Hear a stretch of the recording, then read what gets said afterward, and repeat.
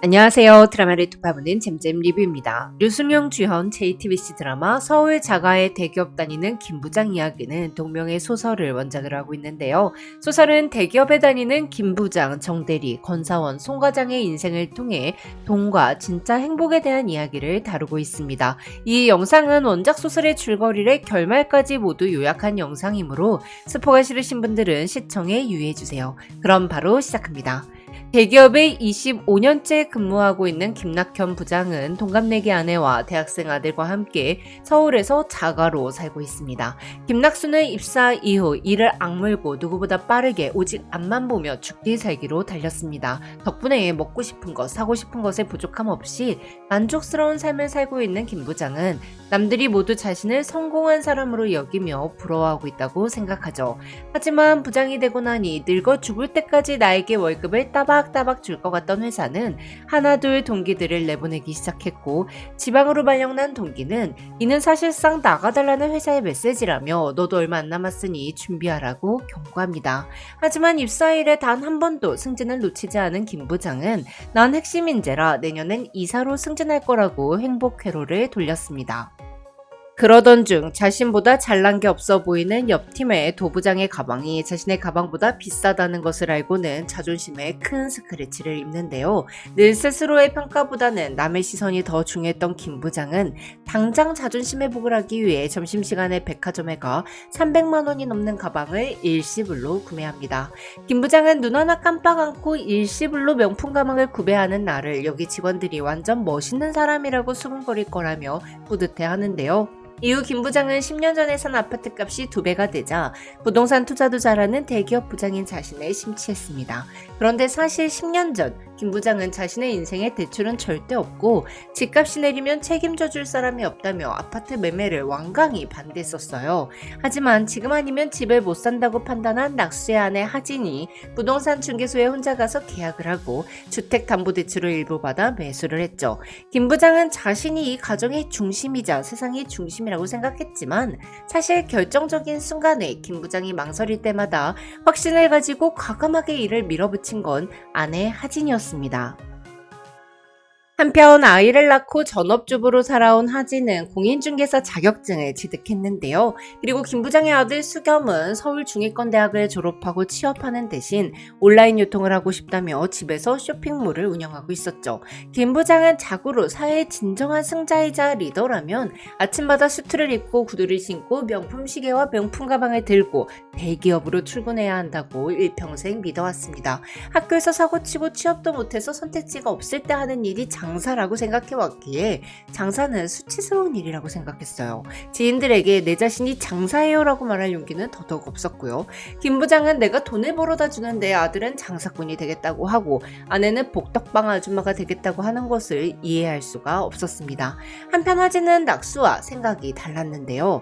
하진은 아들에게 인생은 원래 스스로 결정하는 것이니 너가 진짜 하고 싶은 거면 최선을 다해서 해보라고 응원했고, 어른이 된 아들에게 독립을 제안합니다. 아들은 자신을 평생 품에 끼고 살 줄 알았던 엄마가 자신이 하고 싶은 일을 존중해주고 지지해줘서 고마웠습니다. 한편 김 부장은 자신을 진취적인 리더라고 생각했지만 사실은 그냥 꼰대였는데요. 누구보다 오랫동안 회사에서 일을 하고 보고서를 기똥차게 잘 만들었지만 권사원이 올린 보고서를 전부 자신의 생각으로 수정해서 발표하며 팀원들의 의견을 듣지 않았어요. 또한 김 부장은 휴가를 거의 쓰지 않았는데요. 심지어 건강검진 받은 날에도 수면 내시경을 받고 눈을 반만 뜨고 입술 근처에 침 자국이 그대로인 상태로 출근을 할 정도였죠. 그렇게 김 부장은 입사 전부터 부동산 투자를 해왔다던 송 과장이 부동산 거래한다고 휴가를 쓰는 걸 이해할 수 없었습니다. 또한 김 부장은 정대리가 외제차를 끌고 다니는 것도 꼴보기가 싫었죠. 임원들도 제네시스를 타고 다니는데 대리가 외제차를 끌고 회사에 오는 것은 김 부장 상식 밖의 일이었거든요.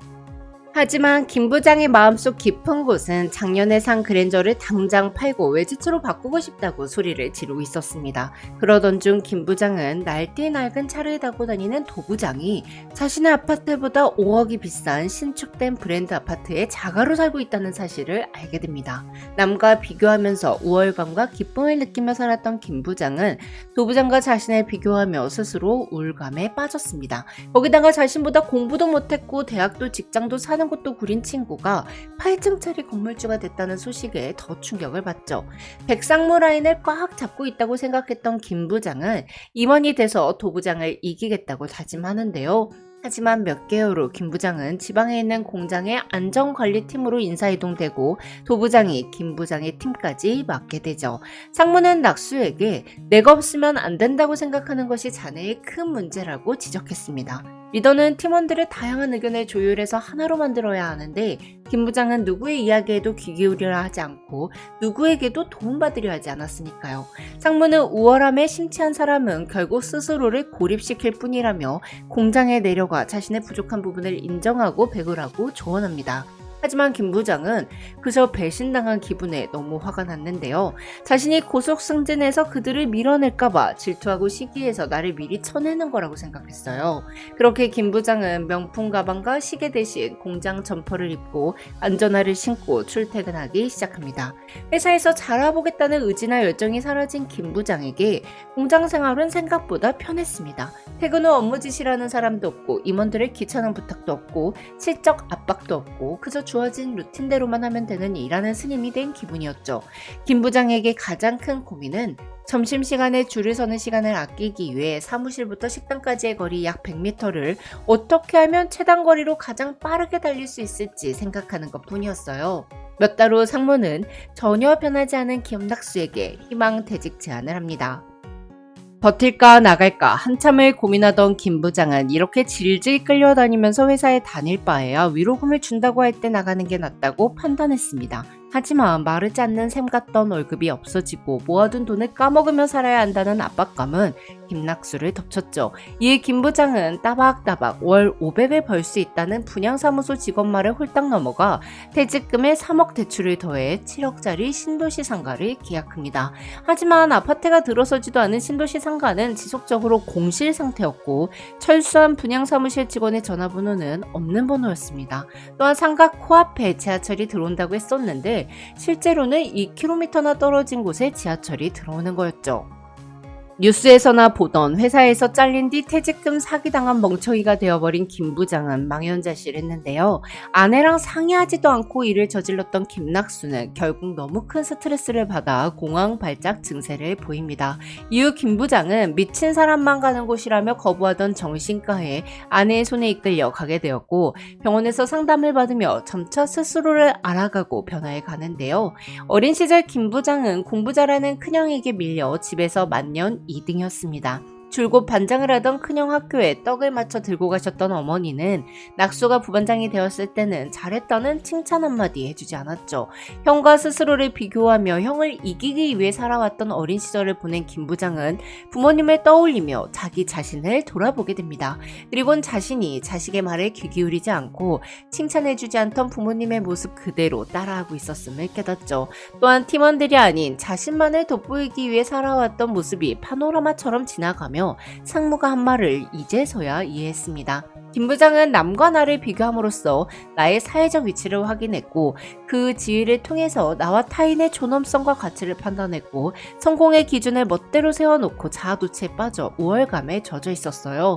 또한 업무의 목적, 결과, 과정보다는 나에 대한 평판이 더 중요했기에 구시대적이고 편협한 아집과 선입견을 팀원과 동료들에게 강요했죠. 그렇게 자신의 문제를 인정할 수 있게 된 김 부장은 집으로 향하던 중 문득 아내가 어디서 어떻게 일하는지 궁금해졌습니다. 그동안 어느 부동산인지조차 물어보지 않았거든요. 그리곤 퇴근하는 아내의 손을 꼭 잡고 집으로 돌아가죠. 한편 김 부장은 아내에게 신도시 상가를 계약한 사실을 털어놓았습니다. 아내는 걱정만 하기보다는 해결 방법을 모색했고 방을 창고로 쓰고 있는 수겸이에게 상가를 빌려주기로 합니다. 또한 하진은 낙수에게 당신이 똑똑하고 능력 있는 건 알지만 혼자 머리 싸매고 고민하는 것보단 여러 사람 생각 들어보는 게 도움이 된다며 앞으로 중요한 결정이 있으면 꼭 내게 말해달라고 했어요. 낙수는 인생의 고난을 해결하는 하진의 모습을 보고는 세상 일에 대해 아무것도 모른다고 생각했던 아내가 사실은 자기 머리 꼭대기 위에 있었던 제갈 공명이었음을 깨닫습니다. 한편 사업을 하면서 사회의 쓴맛을 본 수겸은 아버지의 25년이 얼마나 치열했었는지 훌륭했었는지를 이해하게 됐습니다. 그리곤 앞만 보고 달려온 아버지에게 이젠 제가 있으니 천천히 달리셔도 된다며 아빠의 후반전 인생을 응원하겠다는 편지를 쓰죠. 아들의 편지를 본 낙수는 나를 내보낸 회사에 오히려 감사함을 느낍니다.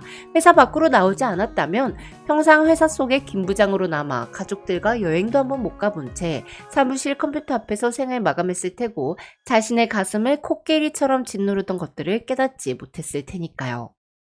한편 카센터 사장인 낙수의 형 김창수는 대학 입시에 실패하고 IMF 사태와 사업 실패까지 겪으며 인생의 고난과 좌절을 낙수보다 먼저 겪었습니다. 그 과정에서 창수는 자신만의 방정식으로 행복을 정의하는 법을 터득했고 카센터를 운영하며 가족들과 여행을 다니는 등 사랑하는 사람들과 함께하는 삶을 살아가고 있었어요. 이후 김창수의 제안으로 낙수는 카센터에서 세차장 운영을 시작합니다. 회사에서 은퇴했다고 해서 삶을 은퇴한 게 아니고 사기 한 번 당했다고 해서 인생이 막을 내리는 게 아니기에 낙수는 과거만 회상하면서 한탄하고 후회하며 죽음만 기다리지 않고 젊었을 때처럼 도전적으로 남은 삶을 받아들이기로 결심한 거죠. 그렇게 김낙수는 혹시나 남아있는 자존심과 오만함을 집에 두고 명품 달인 손세차에 출근하여 오늘도 차에 고압수를 쏘고 비누칠을 하고 마른 수건으로 물기를 닦아냅니다. 수입차든 국산차든 다 같은 자동차고 성별, 직업, 나이, 학벌, 소득 상관없이 다 같은 존엄한 가치를 가진 사람이자 고객이라고 생각하게 된 낙수는 외부에서 찾느라 인생 전반전에서 발견하지 못한 나의 가치를 내 안에서 찾습니다. 그렇게 김낙수는 남들이 써놓은 성공 방정식을 푸는 것 말고 스스로에게 솔직하고 떳떳하고 당당하게 사랑하는 사람들과 한 걸음씩 걸어가는 진정한 의미의 인생을 시작하죠. 이후 하진은 부동산 공인중개소를 개업했습니다. 그리고 김 부장은 하진의 부동산에서 월세 계약을 하러 온 정대리를 만납니다. 자, 이제부턴 정대리와 건사원, 송 과장에 대한 이야기를 해드릴게요. 입사 6년차 정대리는 회사를 대표하는 연로족입니다. 또한 김 부장의 꼰대질을 싫어했지만 외제차의 명품 가방까지 하는 행동들이 은근 김 부장을 닮아 있었죠. 정대리는 아침에 일어나자마자 핸드폰을 잡고 인스타그램을 열어 팔로잉하는 사람들이 밤새 올린 사진을 확인했습니다. 어디에 놀러 갔는지, 무엇을 먹었는지, 어떤 차를 타는지, 들고 있는 가방은 뭔지, 화장품은 뭘 쓰는지 자세히 살폈죠. 정대리는 카페를 차리는 게 목표인 백수 여자친구에게 프로포즈를 하기 위해 오션뷰 호텔, 명품 가방 등 800만 원이 넘는 지출을 하고 수천 장의 사진을 찍어 SNS에 행복을 전시했어요. 또한 두 사람은 비행기 이코노미석을 예약했음에도 불구하고 비즈니스석에 앉아 선글라스를 머리 위에 걸치고 잡지를 보는 척하며 사진을 수십 장 찍고 본래 자리인 이코노미석으로 가는 걸 아무렇지도 않아 했으며 서로 대화하는 시간보다 각자 핸드폰을 보는 시간이 더 길었습니다. 프로포즈도 결혼 약속을 하기 위해 프로포즈를 하는 건지, 사진을 찍기 위해 프로포즈를 하는 건지, 인스타에 올리기 위해 프로포즈를 하는 건지 모를 정도였어요. 한편 대학생 때부터 타던 아반떼를 몰고 다니는 정대리는 진짜로 외제차를 갖고 싶었습니다. 아반떼의 소음이나 진동 같은 승차감은 상관없는데 남들 보기 부끄러워지는 하차감이 정말 마음에 안 들었거든요. 결국 정대리는 중고차 사이트에서 뒤지고 뒤진 끝에 외제차를 중고로 구매했고 차 키를 회사 책상 위에 올려두고는 성공한 대기업 직원 느낌이 난다며 뿌듯해했죠. 물론 김 부장이 주차장 자리 부족하다고 사원 대리급은 차를 가지고 오지 말라고 했지만 정대리는 모른 척 해버렸어요. 한편 정대리와 그의 여자친구는 한강이 보이는 아파트에 살고 싶었습니다. 하지만 프로포즈와 외제차 구입 후 남은 돈 6천만 원으로는 한강이 보이는 아파트는커녕 전세를 구하기도 어려웠죠. 부동산 투자에 일가견이 있는 송 과장은 전세금 마련하느라 은행에 대출을 받고 이자를 내는 것보다 보증금과 월세가 저렴한 집에서 신혼을 시작하고 대신 전세 보증금 할 돈으로 다른 데 전세 끼고 집 하나 사두라고 조언하지만 폼생폼사인 정대리는 결코 허름한 곳에서 신혼을 시작할 수는 없었습니다. 결국 정대리는 대출을 최대한도로 받아 경기도 외곽에 있는 24평 아파트를 전세로 계약하죠. 결혼 후 정대리와 아내는 전동 킥보드를 함께 타다가 넘어지면서 크게 다쳤고 정대리의 아내는 뇌수술을 3번이나 받게 되는데요. 병원비 3천만 원을 낼 돈이 없던 정대리는 결국 외제차를 팔았습니다. 그리고 가전제품 할부금과 대출이자는 계속 나가고 있었죠. 그럼에도 불구하고 정신을 못 차린 정 과장은 태어나자마자 코트와 구두를 150만 원 12개월 할부로 구매합니다. 결국 정대리는 신용카드 연체로 모든 신용카드를 정지당했고 부자가 되기는커녕 부자처럼 보일 수조차 없게 되었어요. 한편 정대리의 아내는 퇴원 후 부모에게 돈을 빌리고 대출을 받아 카페를 차렸습니다. 오빠 회사랑 멀지 않은 곳인데 마라탕 집이 망해서 거기서 하는 거라고 위치가 좋다며 카페 사장이 된다고 들떠있는 아내를 보며 정대리는 자신보다 더 대책 없는 사람이 바로 옆에 있다는 것을 이제야 알았죠. 이후 두 사람은 각자 돈 벌어서 각자 관리하는 시스템에 대해 싸우다가 쇼핑 괴물이니 돈도 고른 사람이니 과시우기 쩌니 이런 하지 말아야 할 말들을 내뱉고 결국 별거를 합니다. 송 과장은 정대리에게 물질적인 것은 아무리 채워봐야 계속 부족하니 행복을 물질적인 것으로 채우는 데서 찾지 말라고 조언했습니다. 1년 후 전세 만기일이 다가온 정대리는 우연히 하진의 부동산을 찾았고 24평 전세에서 18평 월세로 이사했죠. 1년 동안 연락하지 않고 별거 상태로 지낸 아내의 카페는 옆에 큰 카페가 생기는 바람에 문을 닫았고 그 자리에는 텐동집이 들어왔어요. 그러던 중 정대리가 고등학생 때부터 부러워하던 친구가 사망하는데요. 고등학생이었던 정대리는 뒤처지기 싫어서 엄마를 쫄라 당시 유행하던 50만원짜리 노스페이스 점퍼를 샀습니다. 그런데 있는 집 자식이었던 정대리의 친구는 모두가 노스페이스 점퍼를 입고 다닐 때 버버리 패딩을 입고 다녔죠. 버버리맨이 어마어마한 규모의 자산을 증여받은 후 정대리는 왠지 모를 자격지심이 들어 나도 잘 살고 있다는 걸 보여주고 싶었어요. 그래서 친구들끼리 모이는 날에는 머리 끝부터 발끝까지 최선을 다해 덧바르고 나갔죠. 그런데 모든 걸 다 가진 듯한 버버리맨이 스스로 목숨을 끊자 정대리는 그제서야 버버리맨이 항상 담담하고 차분한 표정이었으며 색채 없는 말투를 갖고 있었다는 사실이 떠오릅니다. 그리고는 다 가지면 행복할 줄 알았는데 그게 아니었다는 걸 깨닫죠. 이에 정대리는 핸드폰 앱에서 인스타그램을 삭제합니다. 한편 김부장팀의 막내 권사원은 올해 3년차 사원입니다. 눈물나는 취업준비생 시절을 거쳐 대기업 합격 통보를 받았을 때는 세상을 다 얻은 듯 기뻤으나 그런 권사원이 회사에서 웃음을 잃는 데는 3년이 채 걸리지 않았어요.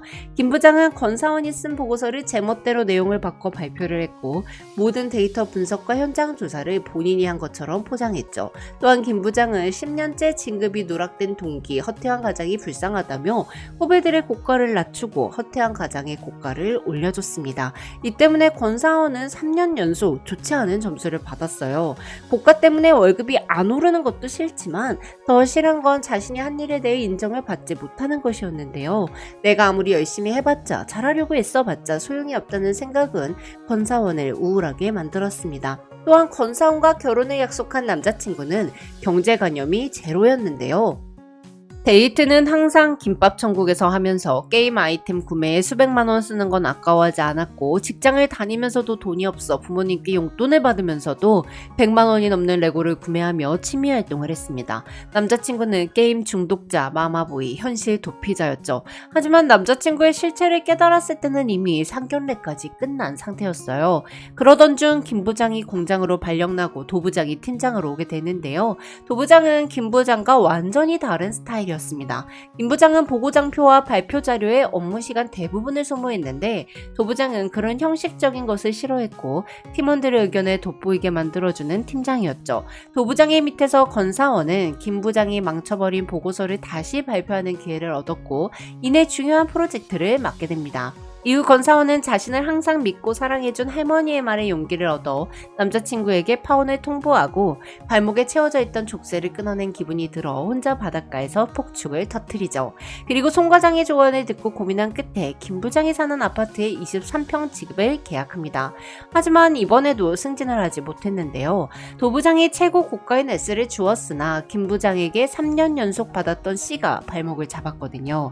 권사원은 가장 큰 자산은 자기 일이 자신이다라는 송 과장의 조언에 따라 복지와 연봉과 약간의 명예까지 주는 남들이 못 들어가서 안다라는 이 대기업을 포기하고 새로운 길을 찾기로 결심합니다. 그렇게 산업디자인과 대학원에 진학하죠. 물론 대학원을 졸업해봤자 어차피 또 직장에 취직해야 하고 지금과 같은 생활의 반복일 수도 있었습니다. 하지만 원하는 것을 해보는 것과 안 해보는 것에는 차이가 있었죠. 이후 건사원은 이사로 승진한 최 부장을 찾아가 인사를 드리고 회사를 간둡니다. 한편 입사 10년 차인 송 과장은 매일 새벽 4시 30분에 기상해 6시 회사에 도착한 후 아침 일기를 쓰고 책을 읽었습니다. 송익현은 과거 지속된 취업 실패로 스스로 목숨을 끊는 시도까지 했었는데요. 이때 익현의 아버지는 아들을 질책하지 않고 아들이 관심을 가지는 피아노를 사주고 방 안에 계란판을 붙여 소음을 신경 쓰지 않고 마음껏 피아노를 칠 수 있도록 해주었어요. 그렇게 송익현은 아버지가 만들어준 방에서 혼자 유튜브를 보며 피아노를 쳤고 건반을 누를 때마다 아버지의 마음이 익현의 마음에 닿았죠. 그렇게 몇 달을 먹고 자고 피아노만 치던 송익현은 재즈바 밴드에서 피아노를 치며 자신감을 회복했고 외국계 중소회사에 합격했습니다. 이후 익현은 땅을 갖고 있던 아버지 친구가 60억을 보상받았다는 소식을 듣고는 60억을 보상받아 경제적 자유를 누리는 사람이 되겠다는 목표를 갖고 부동산 투자를 공부하죠. 송익현은 소비를 최소화하는 한편 소득을 극대화하기 위해 대기업으로 이직을 했고 주말에는 땅을 보러 다녔습니다. 즉 업무 시간은 종잣돈을 모으기 위한 시간으로 쓰고 여가 시간은 종잣돈을 불리기 위한 시간으로 쓴 거죠. 그렇게 10년 송익현의 반에는 그가 읽은 책들과 토지 계약서들이 쌓였는데요. 그리고 송 과장은 회사에서 부동산 투자자로 알게 모르게 소문이 나게 됩니다. 사실 최 부장이 신축 브랜드 아파트를 매매하게 된 것도 송 과장의 조언을 듣고 선택한 일이었어요. 재즈바에서 피아노를 칠 때 구경하러 온 정신과 의사와 결혼을 한 익현은 아이를 재운 후 아내와 함께 마시는 맥주 한 잔의 소소한 행복을 느끼며 살아갑니다. 이후 송 과장은 세차장에서 김 부장님을 보게 되는데요. 손님으로 보이는 사람이 손가락질을 하며 계속 뭐라 하자 김 부장은 모자를 벗고 사과를 하고 있었습니다. 송 과장은 정 대리가 부동산 중개소에서 김 부장을 봤다고 해서 부동산에서 일하는 줄 알고 잘 어울린다고 생각했었어요. 그래서 김 부장을 세차장과 연결시키기는 힘들었죠. 자존심이 강한 분이니 아는 사람과 마주치기 싫어하실 것 같아 인사를 하고 갈까 잠시 고민하던 사이 사태를 마무리한 김 부장은 친구와 함께 삼각김밥을 사 먹습니다. 꽤나 볕에 탔고 헬쑥해진 김 부장은 회사에서 보던 모습과 달리 진짜 웃음을 짓고 있었는데요. 송 과장은 김 부장이 친구와 즐겁게 대화하는 모습을 뒤로 한 채 X를 밟고 자리를 떠나죠. 그리고는 블로그에 김 부장님 이야기를 끄적이기 시작합니다. 송 과장은 김 부장이 알고 보면 고성장 시대의 중심에 서 있던 회사가 인생의 전부이던 시절의 주인공이자 피해자가 아니었을까라고 생각했습니다. 50년 넘게 살면서 남이 그린 정해진 도안의 색칠만 했기에 정작 자신의 그림은 그려본 적 없는 백지 상태의 어른아이 김 부장이 새로운 인생을 시작하는 이야기. 대기업 다니셨으니까 대기업 다니는 김 부장 이야기. 그래도 서울에 집 한 채 있으시니까 서울 자가에 대기업 다니는 김 부장 이야기는 그렇게 송 과장의 블로그에서 시작된 거죠. 지금까지 잼잼 리뷰였습니다. 감사합니다.